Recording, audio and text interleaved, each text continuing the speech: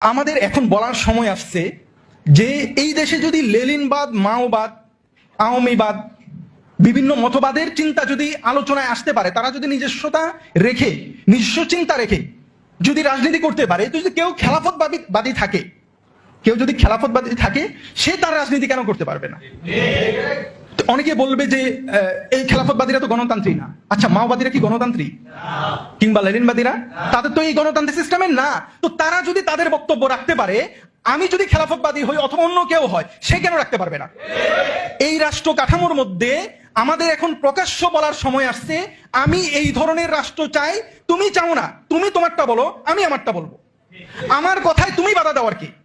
আমি বলবো যে আমার রাষ্ট্র কাঠামো হবে খেলাফতের, যে রাষ্ট্রে ইনসাফ থাকবে, যে রাষ্ট্রে কোনো জুলুম হবে না। এই কথা তুমি তোমার মাওবাদের কথা বলো, আমি বাধা দিচ্ছি না। তুমি তোমার লেনিনবাদের কথা বলো, আমি বাধা দিচ্ছি না।